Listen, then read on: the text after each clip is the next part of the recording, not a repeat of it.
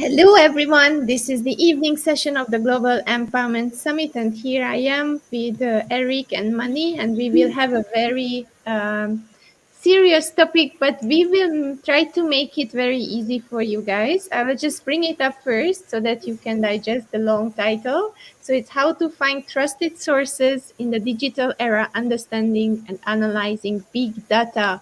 This is something that we all think about, we hear about it, but maybe we don't think about it enough, or we don't ask enough questions.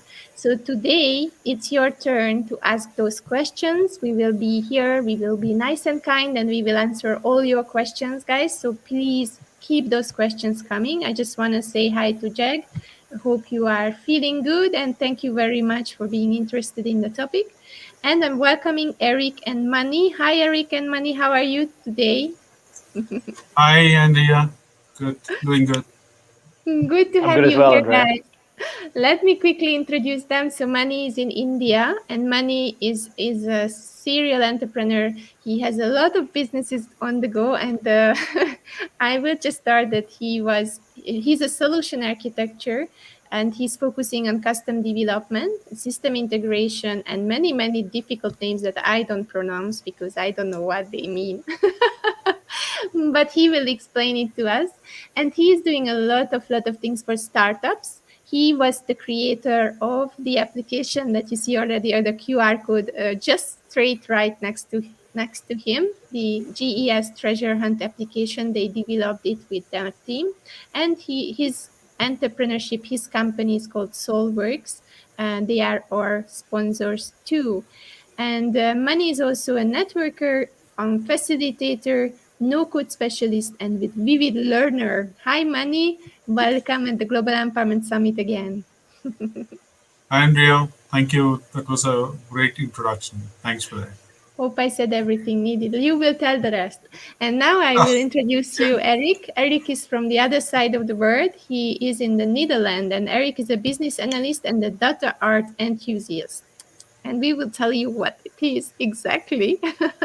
He has been working in data analytics since 2013, and most of his experience is in digital web analytics and business analytics. In his spare time, he likes to work on personal projects that force him to use new technologies. So we will learn more about this, and if you have been at his interview yesterday, it was yesterday, I believe, then you already know that he is challenging you already with a specific challenge that we launched yesterday together to create data and make it creative and visualize it somehow. And if you do so, then at the workshop that he will have later in November, he will analyze what you did and he will give you some tips about it, because he is visualizing music, how beautiful it is. So he takes the data and he puts it into a picture. But let's hear about this later from himself. Hi, Eric. Welcome at the Global Empowerment Summit. Thank you, and thanks for your nice introduction, Andrea.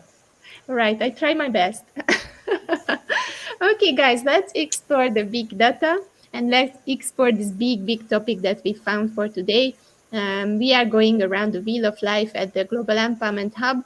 We would like to raise awareness around everything that people need to survive and thrive. And the data is something that is very serious, getting more and more serious today. So let's get into it. Who would like to, from the both of you, tell me the definition of data? Eric, Mani? Mani, you want to go first?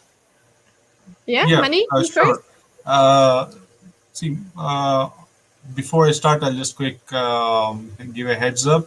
I'm a startup mentor and a no-code specialist, and I work with a lot of startups on helping them transform their idea into a startup, as well as all their innovations into more tangible solutions that can go to market and can get a good reach so that they can sustain the product and they grow in the future. So that's what I help in very simple terms. And coming to the introduction of big data, as we started with the point, it's a very big topic to say. And coming to the little steps or the baby steps, I would say, is knowing data.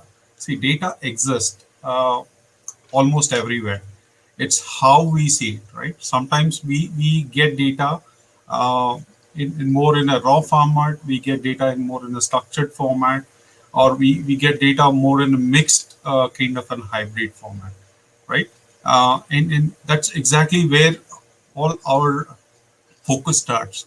Most of the times, we understand storing data or manipulating the data is one of the challenge. But the other challenge is, what do we do with that, right? How do I use the data? What is that is coming to me?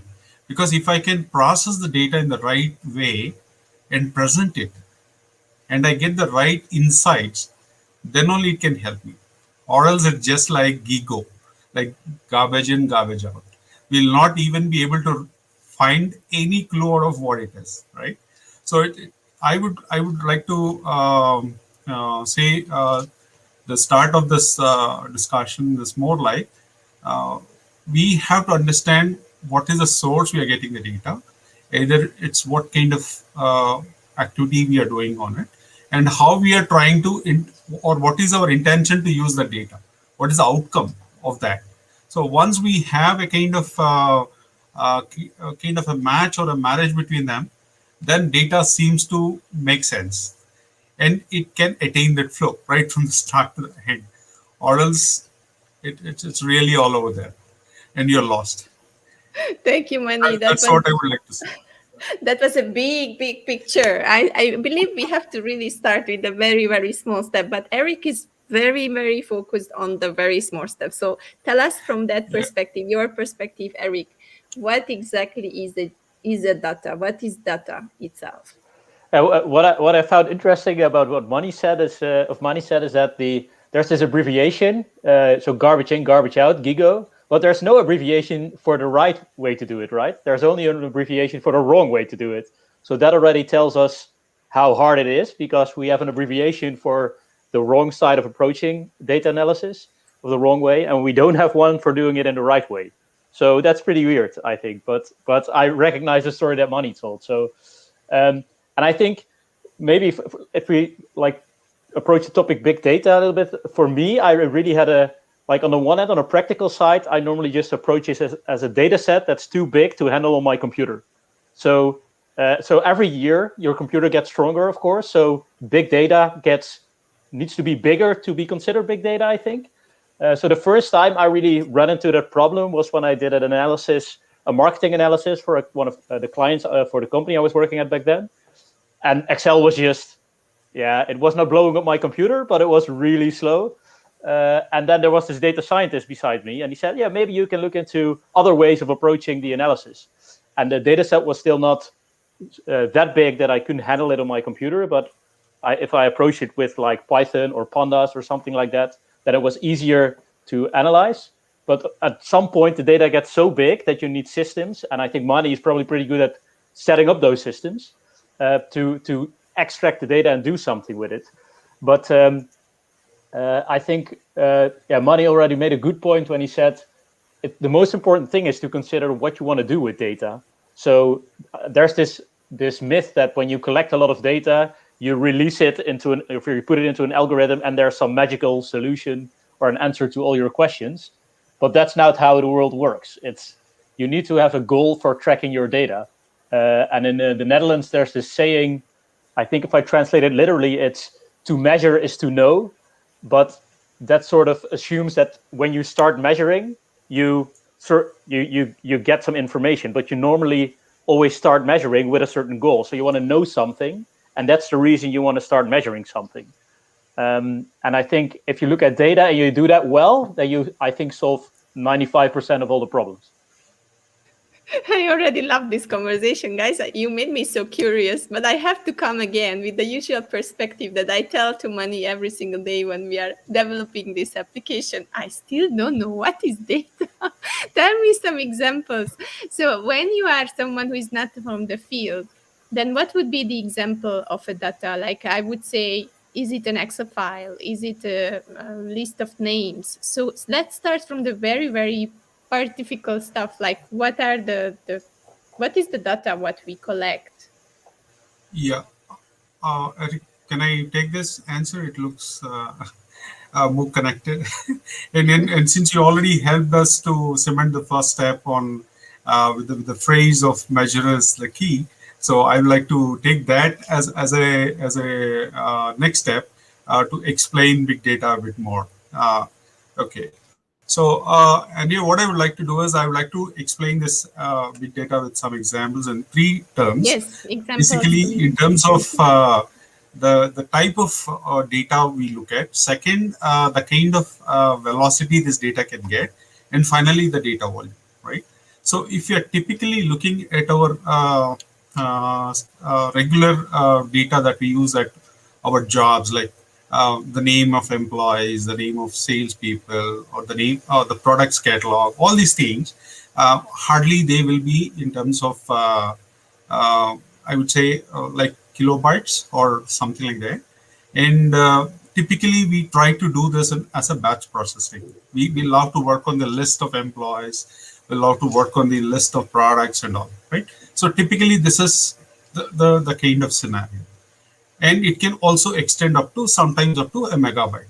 Now, once you cross the megabyte, that's when the next level of data kind of situation comes in, which are the MIS reports and also the database kind of activity that we do, right? We extract a lot of MIS reports. I mean, detailing, grouping, summing, doing a lot of things, right? And this is a periodic activity. And this can reach the sizes from a megabyte to a gigabyte.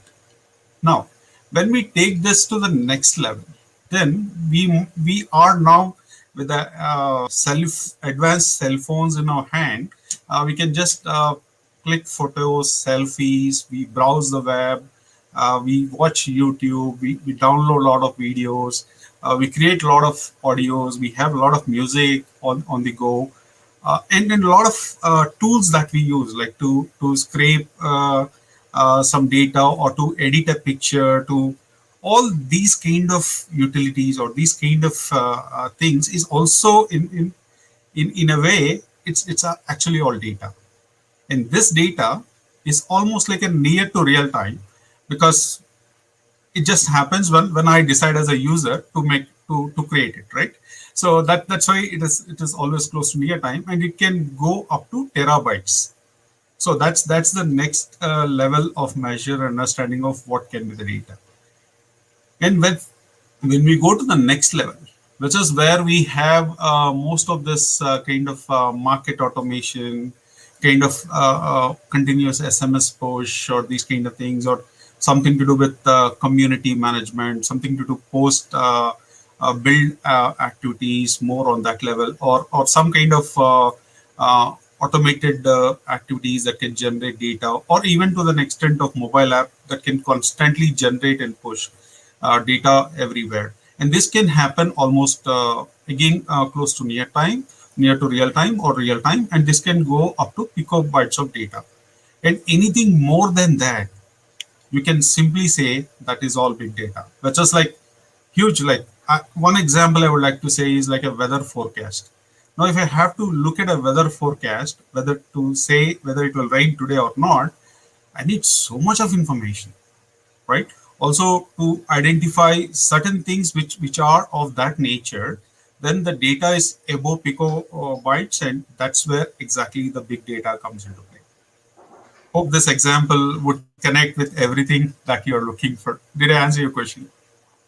Perfect. I'm just a very curious person. So, Eric, anything to add to this? I love the examples. I think this is perfect for the people who are watching us. Yeah, I think also I once read that like big data can be summed up in the 3 V's, which is variety. So there's a lot of variety in the data. volume, there's a lot of data, and velocity. So it's really quick. So real time, as Mani said. Yeah. So, but also if you just look at what data is, I think data, it's just a form of capturing something that's happening, and it could be user behavior on a website. But if you look at a website, it's not that the data that you track is the only thing that's happening there. There's everything I do on a website is theoretically could be data, but the things that are captured by a tracking solution, that's the stuff that's turned into data. So it's always good to know that turning something into data is an active thing someone decides to do. So if I make a measurement plan for a website, I decide what I want to track. It's not that when there's a website, it automatically tracks stuff. And I can decide to leave in certain things and leave out certain other things. Maybe some things are to privacy, subject to privacy laws, so you don't want to capture them anyway. But sometimes it helps to maybe, when you're starting out with data analysis, to just start really small. So with just a few pages to track, so you see where people go on your website, you make sure that you track if someone buys something, but you can go all the way with tracking all the interactions on a website, because it's really easy to do nowadays. But it's good to know that I think data is just, it's something that's captured from behavior or the real world or whatever that's tracked, but there's always a human being deciding what to track and what not to track. And then the volumes can be as small as kilobytes, as Mani said, or as, they can get huge. And then you need like big cloud computing to analyze everything. But I think that the thing data is just something that a person decides to capture, and it can be anything. Perfect. I think we are ready and set to go. So everyone who is watching now understand what is the range of data, and when it reaches the big data range, and when it's already too much for you to store it, and we need cloud computing, for example, to get it, or bigger storage spaces and bigger computers. So we are already there. And we wanted to talk also about today how people's data today is not so safe, and how it gets online, and what the companies, social media, any website that you go to, anytime when you agree to any conditions, you give it away. So let's talk a little bit about data privacy and the issues around data privacy. Mani, would you like to start? Yes. I would like to give some kind of insight on this. See, as on today, I mean, if you look at across all the regions of the world, like it could be North America, Europe, Latam, Middle East, Asia, or Asia Pacific, there are two major concerns for every user who's working on this net or internet and trying to create that big data. One is like, is internet eroding my personal privacy? That's one bigger concern. And the other one is like how my personal data is being used by companies across the globe, right? So if you look at both of these two worries are of concern on an average across 60% across the globe. Every region attribute to 60% of this cost. So that is the situation where the direction of what is happening on the internet and how things are happening, and also another insight that actually tells us like just I'm looking at one data to help me. So it's basically on an average, various activities that we do, the range where the personal data over chat applications or share applications, or where people try to share, the range of liking the data to be shared on these platforms on a scale of 1 to 5, it spreads across, the lowest being 19% of where it says like I trust personally to share my data, and on highest being I don't trust personally to share my data. So if you look at I trust personally is like around 19% on this shareable applications. Similarly, kind of online retail services, it's up to 33%. And if you go to the YouTube kind of platforms or any kind of streaming platforms, I trust personally the data is almost like 27%. And on the contrary, I don't trust is only 9%. So 9% people think that whatever I share on YouTube or these kind of streaming platforms is not that trustable. Like it can come from anywhere, any place of no reference, no relevance or things like that. And similarly, any kind of search engines I go on. 24 to 22% is what the average kind of trust I can go with the data. And rest is like it can be taken for granted, or you have to apply your own thought on how this data is made available, or is it like part of the personal data, or is just available there, or it's like a process data, or it's so this is the situation of what is happening today across the various applications, various platforms. And these are some metrics that came out of some research that's been done by a lot of universities and all. Yeah. So that's what I would like to share this insight. Thank you very much, Mani. It's something very important and a different perspective again. So let's go back to Eric. Would you like to add something? Yeah, maybe it's good to share 3 personal examples on maybe how I sometimes think that the way we use data on the internet is on the wrong side of how it could be, maybe. And one is about YouTube. We all know YouTube, of course. One is about search engines, as Mani also mentioned. And then I had another one, which is about my previous job as a digital analyst. But let's start with YouTube. I have these headphones for a while now, for a couple of years, and the ear pads they wear. So I bought new ones on the internet. But I went to the beautiful place called YouTube for a how-to video to place the ear pads. After I watched the video and changed my ear pads, I only get to see videos of these headphones or new headphones and advertisements to get me to buy new stuff. But my intention was not to orient myself for new headphones. I just wanted a video that explained to me how to change them. But you see that the system of YouTube is like designed to make me buy stuff, even though I don't need it. So that's, I cannot even tell YouTube that I don't need it and why I don't need it. There's just, the only thing I can do is wait for the advertisements to go away. So that's already quite interesting if you think about it. But they use, of course, my viewing data to push that stuff. And I think the second one, search engines, I made 2 attempts in the past year, I think, to move away from Google to DuckDuckGo, which is a more privacy-friendly search engine. The first time I didn't last for, I think, 2 weeks because Google is just too good at personalizing your results. And a good example, I think, is when I look for a coffee place in my hometown. When I look for the name in Google, it knows where I am. It probably knows I visited the place. So it shows me the first result, which is the good result right away. But if I look in DuckDuckGo, it shares some results from a different city because it doesn't know where I am. So I have to add the location where I am and maybe even the Dutch language option in DuckDuckGo to help it find the result that I need. So that's already interesting that sometimes when you change platform and you actively think about what results you see, then on the one hand, Google is really convenient, but that convenience comes at the price of sharing all your data. And then the last one is about my previous job, where I think you all know that Apple is really pushing towards privacy-friendly tracking or like privacy-friendly services. But on the other hand, you have marketeers who want to track data, of course, because that allows you to run data-driven marketing campaigns.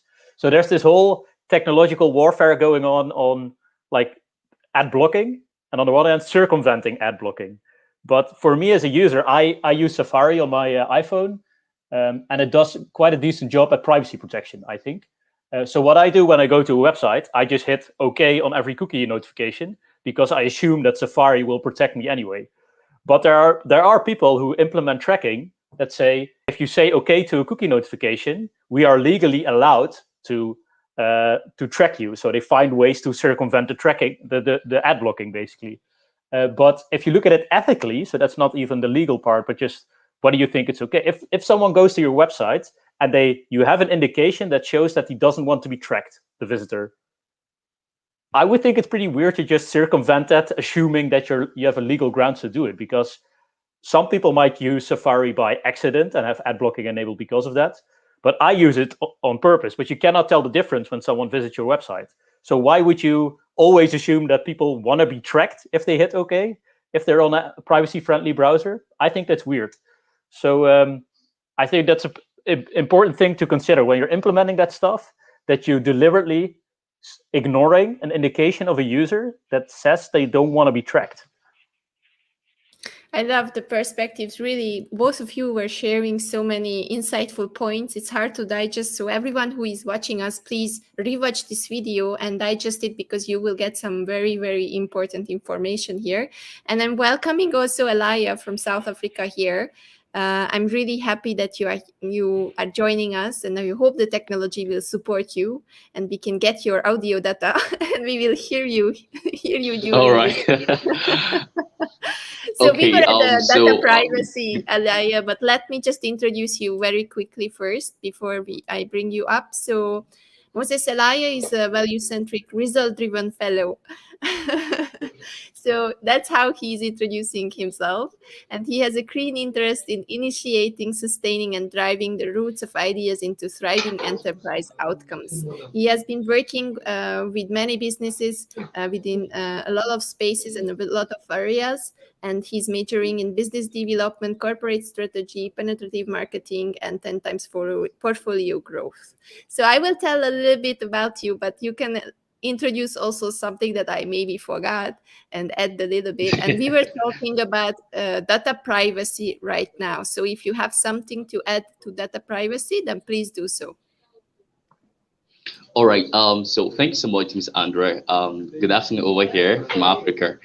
Okay, so basically, I have some couple of experience around this area. I recall a certain time, that was about last year.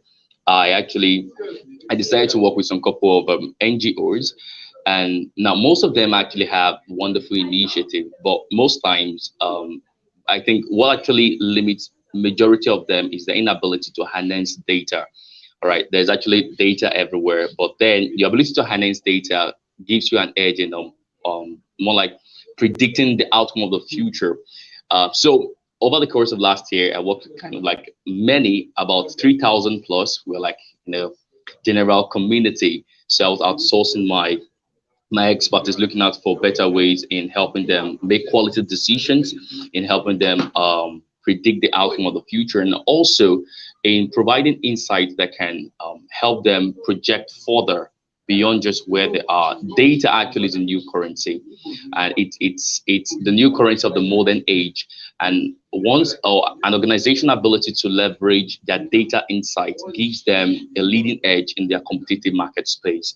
So that's one thing I've actually observed. And all I do from my end is I study businesses, I study structures, I study strategy, right? Because when your business development is beyond just building businesses or writing the business plan, right? You are able to see where the business is at the moment and where it is going. So you act like the bridge between the present and the future. So data actually is live. Data is everything to a business. Now, let me add this. One major experience or one major business I actually studied so far, and honestly, I was so amazed at the outcome, is Amazon. All right, if you study during the COVID period, I mean, God, I studied their traction, their growth traction. It seems as though over the course of COVID, when other businesses were all locked in, like we were not doing so much, Amazon was thriving. Like they were thriving so well. Now my question was, what happened? What made the difference? Like what did they do that made them stand out? Then after reviewing quite a lot of feedback from different tech personalities, one thing that came to my mind was Jeff Bezos actually said Amazon was prepared for the current challenge. They were able to leverage on data ahead, and that actually gave them an edge over their competition. And you could see the result in their financial outcome, like the flow, the rise, the increase so far. So when it comes to data, I believe beyond just having the business, your ability to draw insight from your data, either it's your competitors' data or your current data or wherever you are, leveraging on data gives you the edge to make quality decisions. So data engineers' quality decision making. Thank you very much for mentioning Amazon, and actually AWS is also something that we wanted to mention here next to Microsoft, because those are the big centers where we are all stored, all the data, whatever we have is already there, and that's a huge impact in the environment, on the earth, and in our lives, because they have every single little information about everyone. Thank you very much for the first part of your speech. Let's go further, explore data further. So we have the definition, we know what is small, what is big data, we know what is data privacy, and let's talk about what further of the privacy of the right to sell your data and the right to use your data, which already Eric was touching here, that whenever you are going to a website and they go around it, then they can sell your data to someone else without you really consenting to it. So what do you think about selling your own data? Because I saw beautiful new things coming up on the market when actually I can choose that I want to sell and I can earn money with it. So it's already existing. But until now, it was all about taking without asking and selling it to marketing purposes to companies, and they were pushing the data on us back, make us buy. So what do you think about this money? What is your perspective about selling and buying personal data? It actually a different perspective. The question is, it has multiple answers that could actually come out. But I would like to keep it very, very simple at a very high level. From the source itself, from the source side, I would like to answer. I don't want to go on the other end of the story because it's very complex to understand and also explain in a panel like this, because we have to get into a lot of intricacies of it. Okay, I would like to more focus on how do I make my own data credible, right? So that would be a good start, or a different approach of looking at, instead of worrying how do I look for a credible data outside, why don't I make the data, whatever I'm putting on the website or whatever I'm sharing. So if I take care from my end itself, right, as a start, then things slowly start changing, and it could be a new approach that where we can look at it. And in that perspective, maybe as I said, the origin, I focus on the source, like how I am generating this data. Is it for a very clearly explained? Is it for a sale purpose or a information purpose or for a marketing purpose? So that kind of clarity, I have, let's say if I go from my website, I have to be able to give that on the website. Similarly, who is the author? Like how this data was created, right? How it actually came up over there. Like, was it taken? Because the copyrights and other things also imply. That's why I'm very focused on how this data actually was created by the author. Then what is the purpose of this data? How this data can be put to use, right? And similarly, what kind of perspective people can understand when they look at this kind of data which I'm creating. And finally, what could be the kind of relevance that it can actually make? Because I might actually make some information on the website, and I am stepping into someone else copyright or patent. So I have to ensure that it's not like overlapping, or it's not creating confusion. It has to be very simple, and it should explain the purpose and the relevance of producing this data. So if I start building my websites or whatever, wherever I'm trying to connect my business to my customers, that starts the kind of source where I would be in a better position. Instead of talking selling and buying, I would say sharing or collaboration. That can make much better perspective than sell and buy, because only products can be sold and or purchased. Data, it's like it's there. Either you sell it or not, it's still there. So that's my answer to it.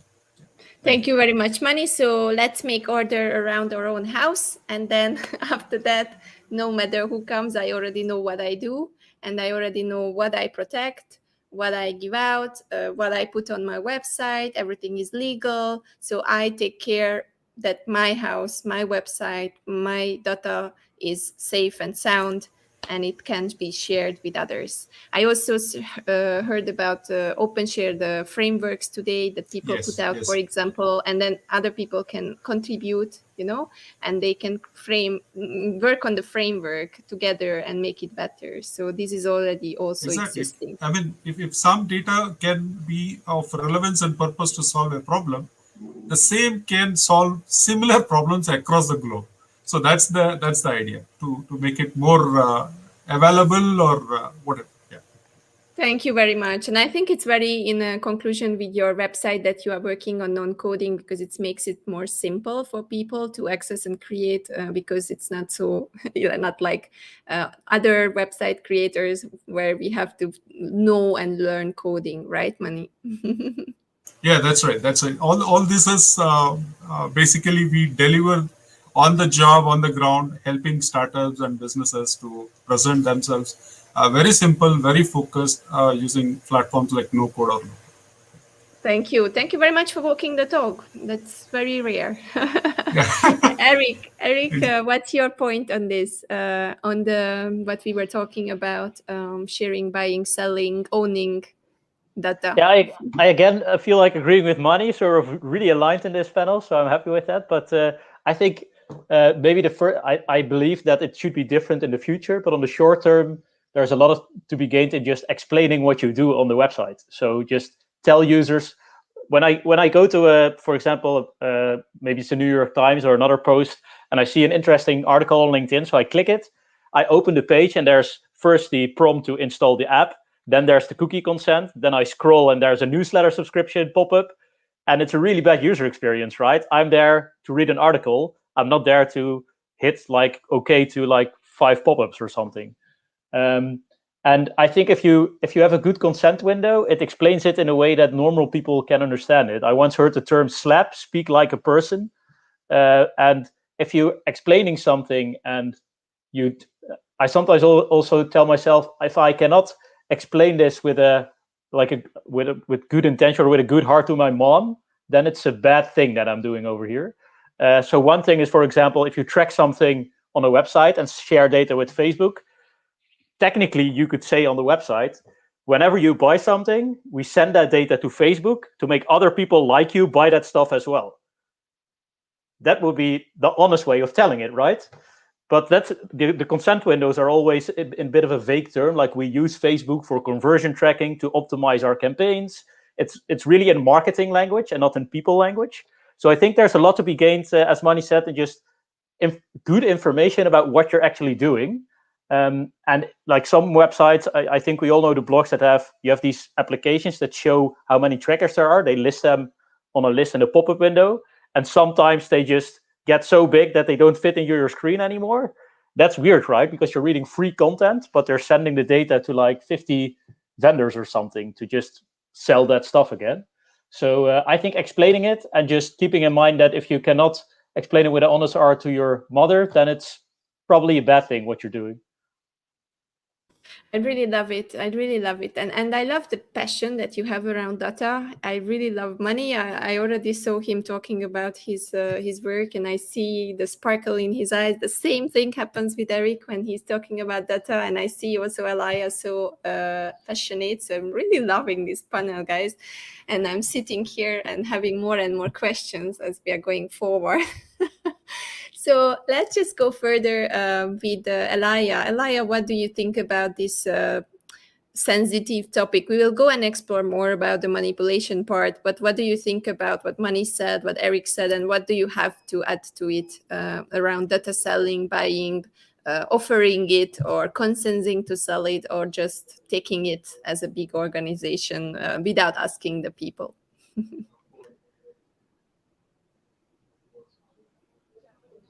Elia? All right. So basically, I believe that everyone is entitled to their their data, the use of the data, and sensitivity is key. Clarity is also important because people actually will give to you when they actually understand your motive behind your actions. Right.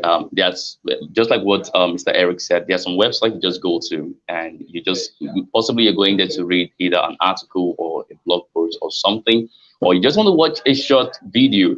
And now that for you as a user, the end user, that's your original purpose. You just want to go over there, get some certain information to solve whatever issue you're going through at that moment, or whatever problem you're trying to crack through.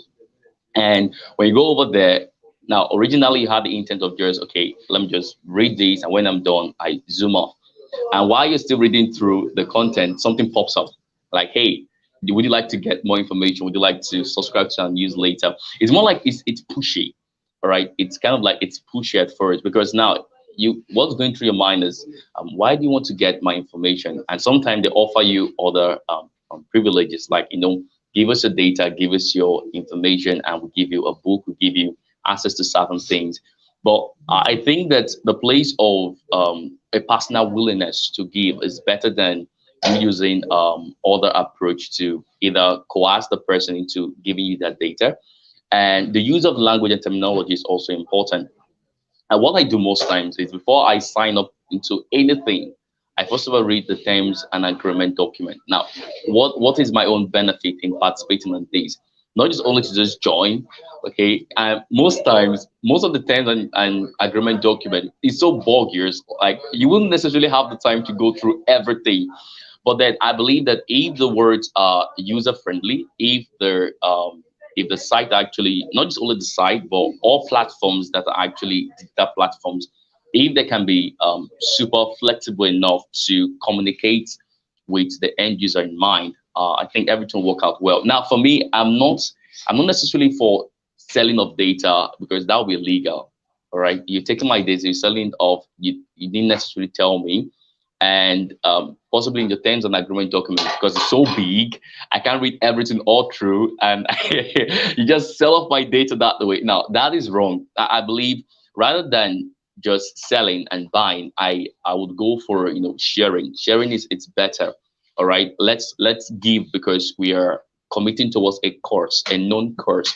That's more advantageous than trying to get it off me and selling it to another merchant who will buy my data, then use that same data he buys from whoever and use it against you. It's quite funny. But then being in that position where, hey, you say, give us your data, not because we want to use it against you, not because we want to make some money off you, but because we're looking for other effective ways in which we can make the life of people better. Once the intent is known, once there is clarity of usage, once there is flexibility of word use, once there is an understanding of the importance of the data and how it connect with the bigger picture, once those things are in place, then I think it will make it more better, or make it more easy for people to communicate whatever they want to do, and everybody's all happy, smiling, and no qualms one way or the other. I think that's good. The happy smiley faces here, Yeah. and the positive outcome. So we saw like a round around from the practical to the against, and then to the good line of the story. I really love all your perspective. It's so different. So I hope the audience is appreciating. One more time for the audience, if you have questions, please do not hesitate to put it in the comments. We really want to answer all your questions. And let's go to the dirty business. Yeah, here we are to be most actually we want to have a few myths, and we want to tackle them and just take them away. So the first thing is manipulation. This is an existing thing, guys, right? When they have your data, when they know what you do, the same example that Eric was saying, that he bought something, and straight after that he was searching for something on YouTube, and straight after that he got the advertisement on YouTube. The same happened to me when I was talking about something, and my phone was next to me. I will just put it here, but yeah, it was listening to me, and then when I opened up the phone, it was actually offering me something what I was talking about. So this is very scary, guys. I have to say that we arrived to an era when this gets very scary. But what about the manipulation? How can we first protect ourselves against this manipulation? What is coming from every angle, and how you data experts or who are working in this field can raise awareness about this, or how do you do it yourselves? How do you protect yourself against the manipulation when people scan you basically through your behavior, what you do online, and then they try to figure it out whether you will take it or not, what they put in front of your nose? Mani, would you like to go first? Yes, definitely. I have two perspectives with this. One is like now the fourth dimension of trust is digital, right? So the more the kind of data you are working on and how you're managing your data, how you're interpreting and presenting, that's the fourth dimension of trust. So businesses or who are individuals or professionals have to work on it, right? So it's not like I just collect data as part of my business transaction and I just leave it there and say, oh, it's not me, it's the cloud who has actually taken charge of my data. No, that's not going to work, because as I said, trust is also now, taking care of this digital as one of its core belief or core pillars. So, as a business owner, as a professional, it is our duty, our responsibility to build the trust of the data that we are presenting to the rest of the world. That's the first aspect of it. Second is, just like we have cuts of knowledge, I also say we have cuts of data. So if we don't manage the data properly, with the kind of given framework, either it could be a privacy policy, or it could be a legal framework, or it could be something like copyright, so that you don't overlap. And basically what happens is data has no direction, it has no dimension. It's just there. You need to process it, and I can take the same data and process multiple times in multiple levels, and I can still give my own interpretation and own direction to it. And that is the reason data can also be a curse, right? If you don't take it carefully with the privacy policy or the frameworks or the copyrights, and you don't take care of it, it can actually work against you as well, right? So these are the two perspectives I would like to share. And yeah, there could be a lot that can be spoken on these grounds. It can, go into a lot of debates, but this is what I have to keep it short and simple. Thank No, you. I love it, and I love it. And I will give an exercise to the audience. So now, right now, or a little bit after this panel discussion, please search for yourself online. Just put your name into the Google search and check it out what you find, and then you will figure out how and which way you are existing online. And maybe you figure that you didn't even know that you are there, because I got so many offers from people who was like, I will clean your data, I will clean everything that you have, so that you have a very nice portfolio online, because a lot of people have something to hide, right? So they have a lot of things online that they don't Yeah. want to show, so these people are clearing that up. So many aspects. Thank you very much, Mani, for this beautiful, inspiring story. Let's go back to Elia now, and after we go to Okay. Eric. All Elia, right. your Okay. Come on. The question again. question was about the manipulation, that we are actually we are manipulated by the data that is Yeah. scanned from us while we are doing things online, right? And what do you do when you are manipulated? What do you do to raise awareness against manipulation for other people that you're working with? And what do you think about it at all? Okay. So from my end, actually, first things first, know the kind of information you give out. All right. Know the kind of information you give out, because people only have control over you based on the kind of information you put out there. I think some couple of weeks back ago, a friend of mine actually got scammed off, because one, the individual who was following him, who was tracking him, saw some certain things about him online. So like, wow, so this guy actually has some couple of cash, and based on the things I saw, they actually followed him. And now some persons are quite amazing, but he was manipulated. and the manipulation was based on the data he offered online. So the first thing is know the kind of information you put out there for yourself, whether it is good, whether it is bad, or at least try to ensure that you don't just put your private life out there. Be specific. So when it comes to data awareness, the first thing actually from my end is you have to be enlightened, right? People who give out things that don't know why they're giving out things. Okay, so from my end, what I do basically is I drive the campaign of awareness about data usage, about data inputs. So spread the awareness around your end, enlighten people. Enlightenment is key. So I'm able to actually help some persons out, and when you give them more like a real life experience, people become more cautious about what they put out there. And secondly, there are, just like what Mr. Manny said, they actually um, instituted authorities that can help you stay on the advantage area. So if you discover that your data was used wrongly, there are rights. I mean, in fact, data usage is a universal right, right? It's a universal right. Every one of us have universal right. Now, when you feel as though your right is actually infringed on, then there are bodies, yeah, defined bodies of authorities you can actually kind of like report to. So, but then you have to know for sure that this actually was used against you in the negative, all right, and the negative. So first thing first is know what you're putting out there, all right, be specific. Don't visit every site. Not every site actually needs your attention.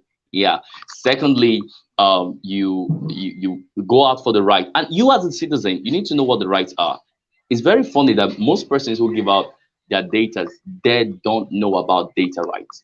They don't.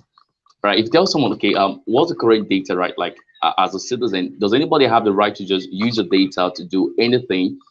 Okay, let me make it more specific. Like in Africa, for example, um, people actually can just put out things, just throw out things. They do what they are doing. Most persons are not enlightened enough about data usage, and that's why, to a great extent, they're kind of like end up becoming either a puppet to an extent, which is the wrong thing. Okay, so an understanding of these platforms. Secondly, specifics, the kind of information you put out there. Thirdly, you knowing your data rights.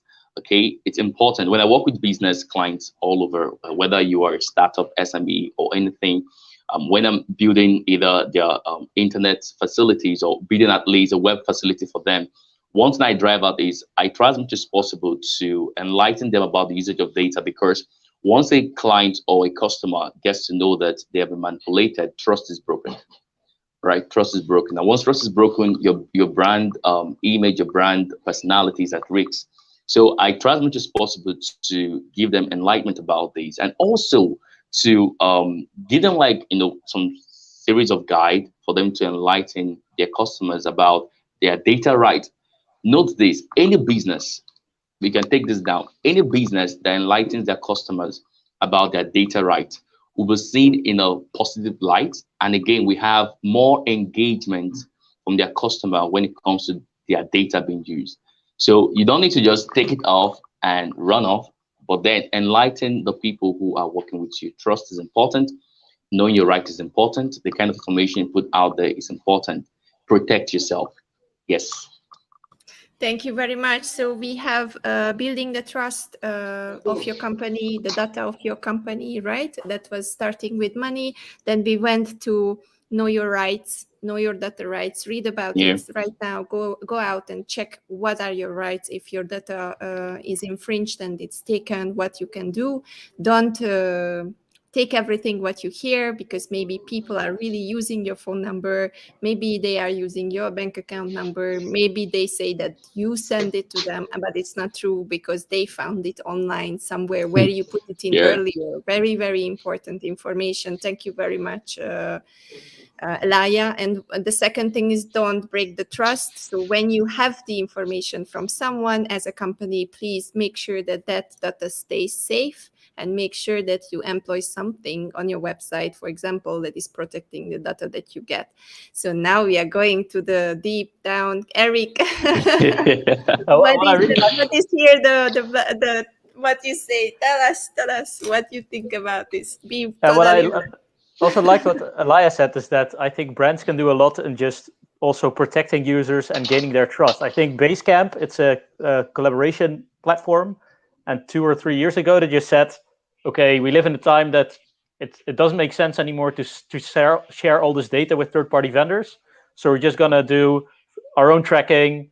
We implement everything first party, everything that's on there is our own tracking. We need it to run our business, and it's just possible these days. So you see that some brands, they just take the step to a more privacy friendly approach to tracking. But I think it an the interest. zero data? Yeah. Sorry, I just asked, is the zero data website, is it the same when they don't use data on the website? I don't know that one, but it could be. But Okay. Yeah. I think I it's think zero so. party. Yeah, zero. Maybe. Yeah. Yeah.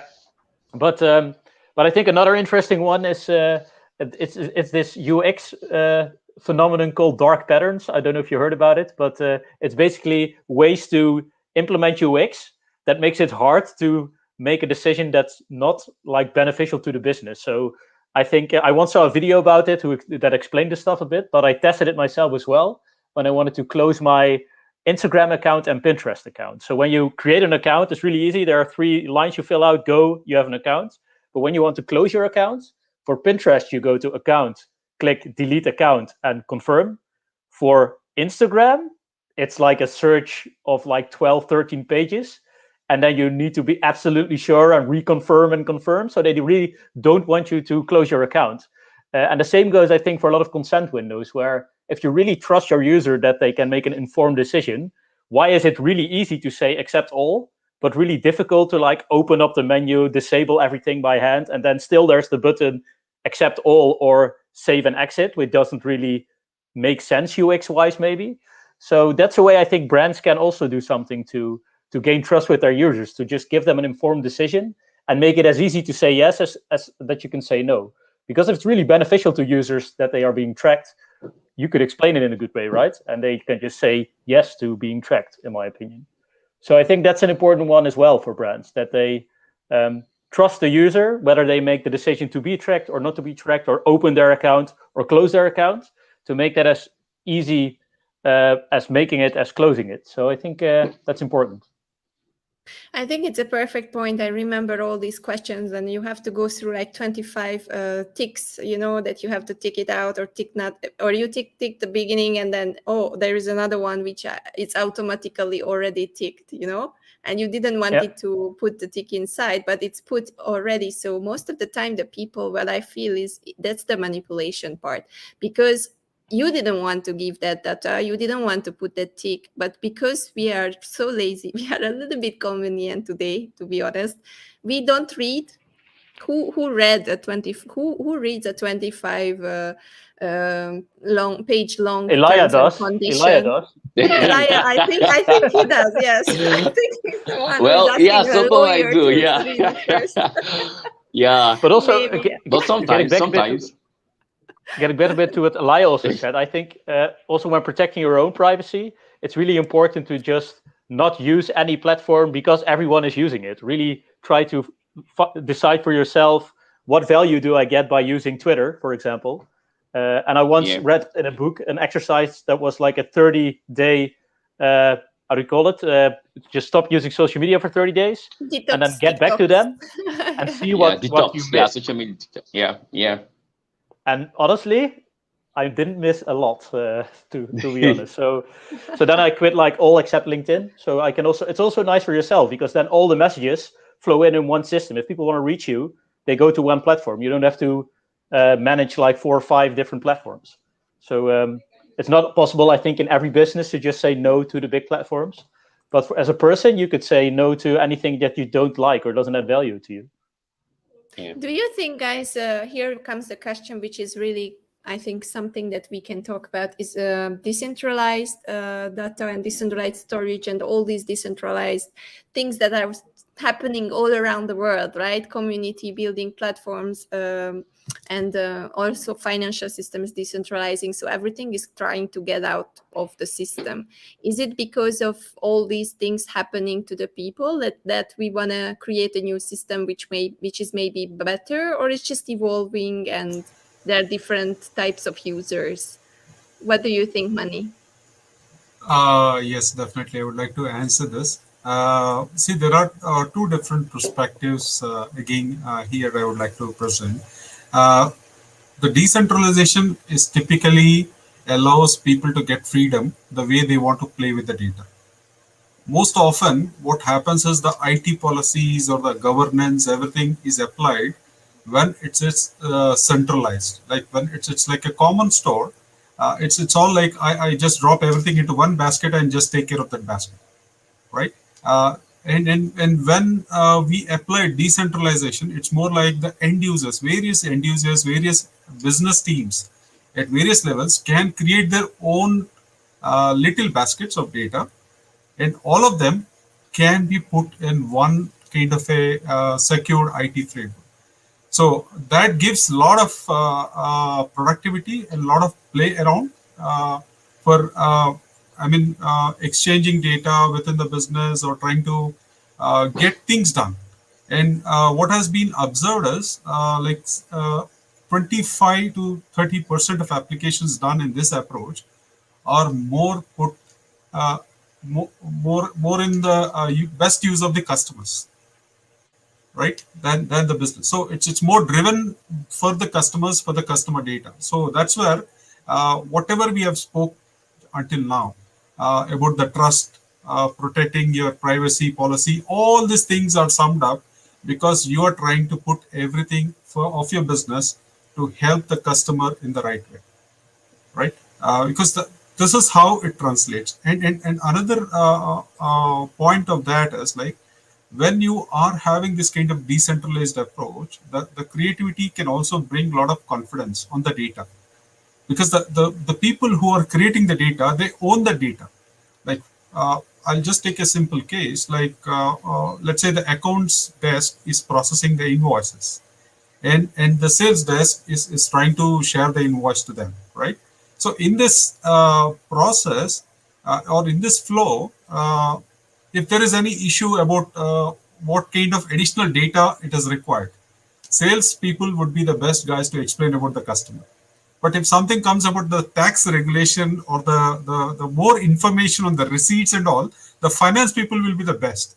Now, when you try to put all this together in a centralized system, you are actually making it very weird, right? So something which is common plus all the other things that team A requires or the finance team requires or the sales team requires. So you're just making it's like data, but it's of no use to some extent.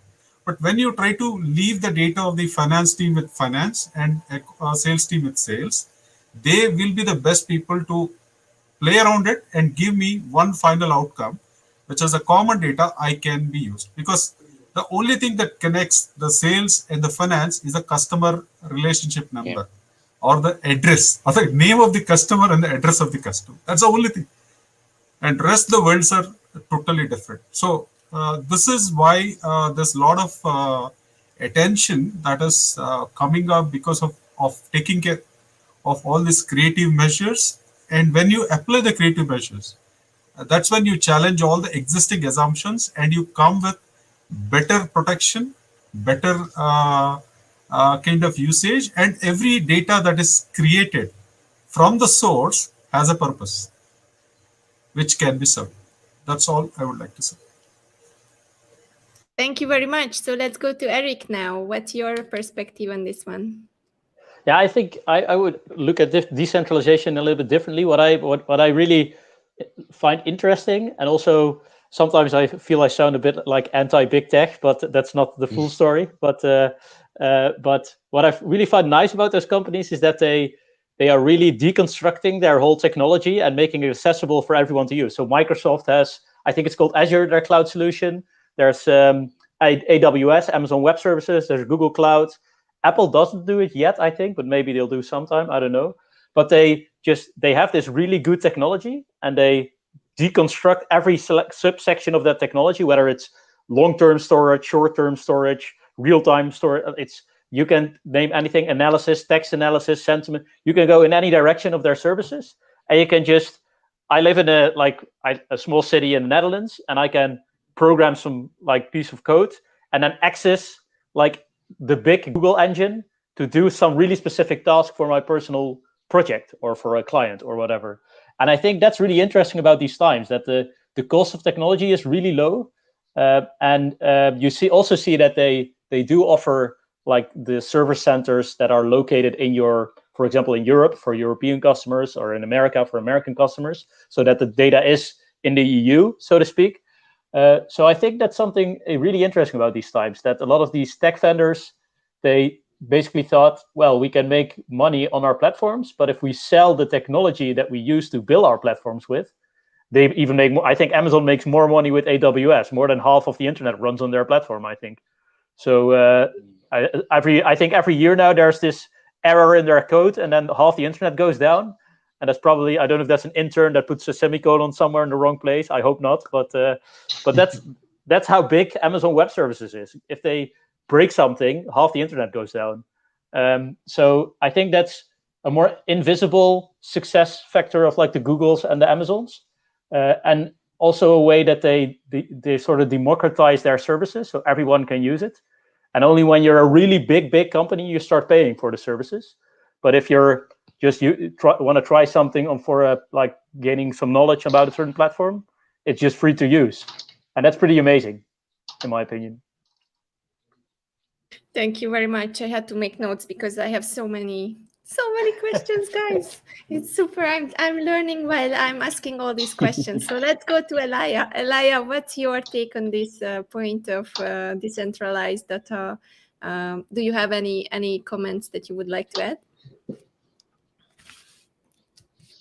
Okay, so basically, I actually support Mr. Eric and Mr. Manny's point of view, but also I would like to add three different things from the perspective.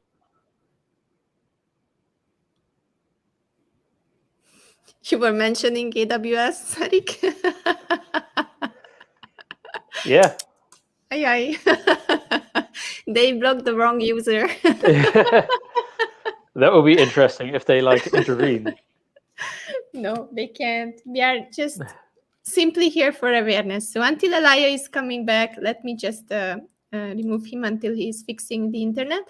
And then I will bring him back. Let's talk about the pictures, because we were zooming in on the individual, right? We were talking about the individuals, then we were expanding a little bit the picture to the companies. We were talking about how companies are dealing with data and how can they use it. And I would like to extend it to the societal measure, right? Because there are so many things that can happen. So basically, even voting, even a lot of things happening now in the last few years has been manipulated by data, or by releasing data that is not really trusted. So that means that our society, the people who are living here, can be manipulated in a way that the track of history is kind of like easy to change if someone is using this data for getting power or for changing something. So what is your viewpoint on this one, without going into names or politics? Let's just in big leaps talk about the manipulation and the power in societal level of the data that some companies possesses. Mani, would you like to go first? Yes. I would like to share one interesting metric here. I have from an organization called researchgate.net, and they have brought in a very interesting article on how much percentage of information we share on our smartphone device we trust, and to who all we share. And this is exactly trying to address the societal situations and all. And what this article brings a lot of enlightenment is across the circles. Like, as if we go right from the immediate family, like the spouse and relatives and all, 63% of the data can be actually shared through a smartphone device. So that's a very interesting metric to learn from it, how the societal level manipulation is happening. And similarly, when we go to the next level, like our closest friends, up to 41% you can actually share using your smartphone or various applications. And it can go to a level where you actually go to a very minimal of 12% or 10% for all the ads, you get attention, you get attracted on your smartphone devices. So only 10% of the ads that show up on your smartphone device is trustworthy. You can only trust on that. Rest 90% is like 90% is like a whirlpool. I don't know where it goes. Yeah. So so this is a very interesting metric that goes right away from your immediate family or your close friends all the way to the ads that are displayed on various levels. And also have another interesting metric, which is from Globe Web Index research, which was done in September 2019, which says that as of today, 32% of people say I'm not sure on the data that is available across all levels. Either it is like this is more of talking of confidence. Like if you just try to reach out to people and ask how confident are you about your data, then 32% straight away said I'm not at all confident. And 28%, another metric is 28% of people said if the payment is coming from a digital payment provider, because they collect all my credit card, they collect all my bank details and all. I believe them, and that's the answer. And that came from 28% of people only, not the whole. So digital payment is the maximum thing that we are seeing now. But the metric says, as per 2019, it's only 28% of people are believing in that, and the lowest of people trust on data across all the various societal norms, all the social platforms and all, is only 7%. So if you are getting a data on any of the social, the confidence that you can have on the data or anyone would express on the data is only up to a max of 7%. So this is a very interesting insight. Like they have given around 14 different sections on that. I'm just trying to highlight the interesting topics that we actually come across in our day-to-day applications or day-to-day. And also another thing is like any device manufacturer. Like we have various devices that being in various brands manufacturers have brought it, right? And only any program that is run by these device manufacturers, 13% of those device manufacturers can be confidently trusted on the way the data is presented and brought. And that is a very surprising metric. We have smartphones everywhere. We are using smartphones in all forms and fashions.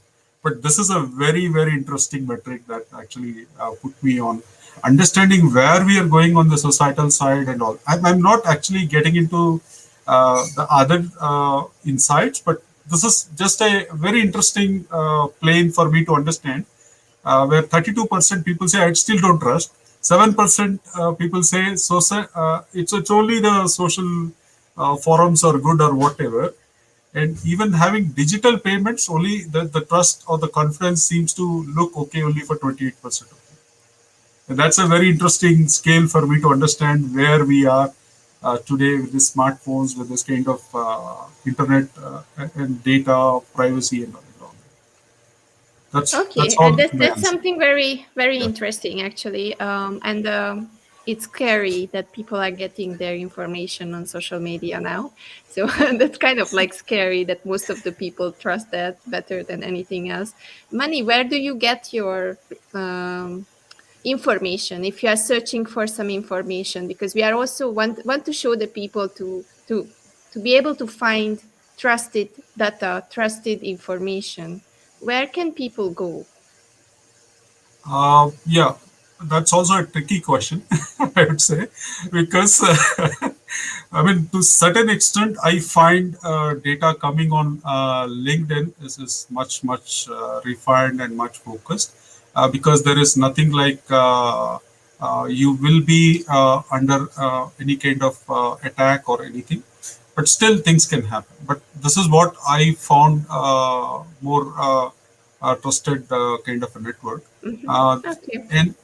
And also as a thumb rule, what I do is I apply mainly the kind of source authority and the relevance and the purpose I'm looking at, and basically the whoever is the producer, his academic references, his kind of links he's sharing along with that information, that actually tells me that whether he has purposefully generated that information or is just like his kind of imagination. So that helps me correct. So that's how it's not like one place where I go and shop. I start with LinkedIn and then slowly go with a reference, and then I'll try to arrive at data I'm looking. So I basically scrape my data. So that's Thank you. So you are doing it consciously. You are starting on LinkedIn. You trusted that the people there, and you take the information from there, and then you research further. Thank you very much. That would be the first step for me, and then slowly it takes some time. Yeah. Thank you, Mani. Let's go to Eric. So on the manipulation societal level, plus where you get your data, I think what's really interesting and scary about these times is that we have this quite big event going on still, the pandemic, which has influenced the world. And there's also this misinformation like trend coming up. So there's a global event and there's like misinformation spreading. And that's just really interesting that those two things like appeared at the same time in the world. And I have no clue where this will end up. Some people already call this the post-truth age that we're living in. So that's scary, maybe. But and it's interesting, right? Because for some reason, those like if you look for those people, I also have my echo chambers, but people live in echo chambers, and then for some reason they trust a corporate system designed to make money out of their behavior to show them the same content. They trust that more than like generic news, which is kind of weird, I think, but it's just interesting that appears at the same moment in time. And for me personally, I'm like looking at technological skills. I call myself like a brute force developer. So I just start trying a technology when I need it, and then after I've used it for a couple of projects, then I take a course to like make more sense of all the puzzle pieces I know and see how they fit together. So I don't take a course and then hope to do a project with it. I just start using a technology, and then after that I read a book about it or something like that. And most of my generic knowledge, I'm just a really big fan of reading books, because I think for me on the internet, you're always making decisions when you read content. You have to ignore ads, you have to ignore hyperlinks or follow hyperlinks, but then you get distracted. You can get notifications on your computer. And a book, yeah, I can read it anywhere. It's as long as there's light. It doesn't distract me. A lot of times good books have good referrals to other books as well. But on the internet, I can click a link, but on a book, I cannot just magically find the other book and then read further in the other book, right? So it's a way more focused for me to gain knowledge like that. And I also try to, on the one hand, read about my field of expertise. So right now, I read a lot about data and the public sector that I'm active in. But on the other hand, I just want to read a lot of broad stuff. So generic knowledge about certain things, or I'm a big fan of sci-fi as well, especially old sci-fi about our times. Because in one story, for example, the nation states disappeared, and like every city was divided in the big tech, like the echo chambers that were active. So it's what's happening right now in our times, right? People all over the world like the impact hubs. The impact hubs. So Impact Hub could have like, there was like New York Impact Hub and Shanghai Impact Hub, and that's a really interesting concept if you think about it. But I think those fiction stories about also 1984, for example, an old one, a classic one, they can tell you a lot about how our world is working these days. So I'm for me, it's thinking about Sandra Bullock in the net. If you remember 1998, Sandra Bullock, the net, when she lost all her data because someone was taking her personality. So it's kind of like scary, but it can be true. We are very close to it. Yeah, and I think also with like besides reading books, with taking courses, if someone puts the effort in to make a whole like 4-day course about a certain topic, I think it's pretty safe to say that he knows what he's talking about, because you don't set that up to just on the fly and make up some stuff. So for me, it's technology is just trying it, and then afterwards do a course, and other knowledge is mostly books for me. Thank you very much, Eric. So a bit shorter version, Elia, because we are running out of time. I have to run to the next interview. So if you would add, where do you get your trusted sources, and what do you think about the societal manipulation? Where will it lead? Okay, let me start from the societal manipulation. Okay, in my country, for example, I'll just make it short. Last year's something actually occurred. It's called the NSAS movement back then. So there was this kind of like social tension everywhere, and most persons were actually ill-informed. Most persons were ill-informed because the social space was more like flooded with so much information at the moment that people cannot process. All right. So, but for me, one thing I do is when I actually want to get information, I check across several platforms. I read a lot, just like what Mr. Eric said. You know something about everything, and at least everything about something to a great extent. And what I do is when I get through platforms, I leverage on certain platforms like Google, for example. As long as when I get to certain information, once I put in the word or anything to the search query, once I get my feedback, the first page, now this is me, whatever I'm looking for has to fall within that category, the first page of the search query. So once I see my result along that first page, whatever is actually there, I take it as like, resource information, because who's going to check the second, third, fourth, fifth, like the 10th? Of course, nobody would do that. So I actually get the first information. I trust this one to be like, legit and clean. And secondly, I look at for other connecting sites to that particular search database. So I don't necessarily like just go around trying to get information, because you might end up getting so much, and not all of them are actually connect together, right? Not all of them actually connect together. So first things first is you look at for coherency, right? Coherency of information, coherence of information.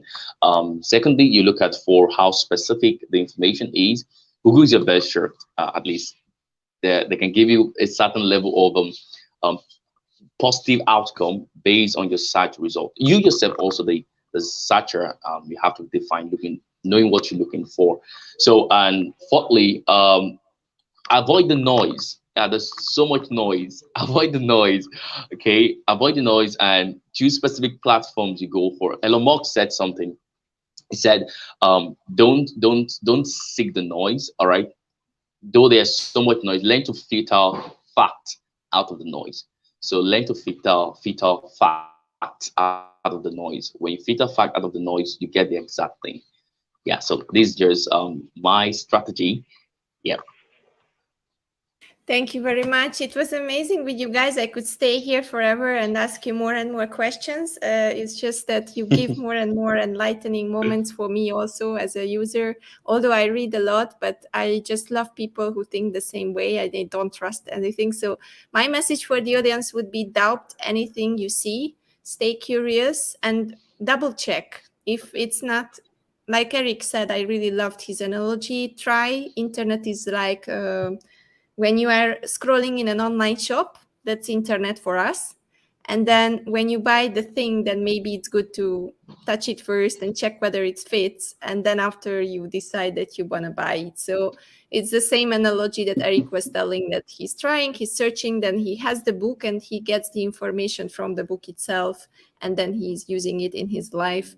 So try to talk to people who are closer to trusted data. We were talking about privacy. Please make sure that you're not giving out your passwords. You are not showing your passwords when you are on your phone. Use a lot of things that are protecting yourself, your company, your family, so that your data cannot go out. And be trusted as a company, like Mani said. Build up a trusted data. Don't put out garbage, right? That was how we started the whole conversation. And then later at the workshop with Eric, you will see how beautiful data can be when it's transferred to something visual, because that's something that is happening in November. And Elia was giving us the societal part, how important it is for everyone, even for NGOs, to learn about data, how they can protect it, how they can manage it, and how it can help them to grow. A lot of wisdom nuggets here, guys. Thank you very much for being here and talking about this topic and making it interesting with your passion. And thank you for the audience who was here. Thank you, Simfong, Marisa, Jagetis. Thank you very much for being here. And you see, treasure hunters, here is the code right below me. Make sure you are putting it into the QR code up there and into the application that Mani was creating for us with his team. So please use this game to understand more about the summit and digest the information. I know it's a lot. We are already on the 4th week, so you have a lot to digest. And I made sure that I'm testing everyone, so it's a vetted data here. I interviewed all the 200 people in advance so that you are already getting filtered information. So trust me, what you see here is pure data from the heart of the 200 experts who joined this challenge. Thank you very much, guys. I have to run to have the interview with Nora. See you again at another time, at another interview, at workshops, and with the application. We will be here until the end of the year. So thank you very much, guys.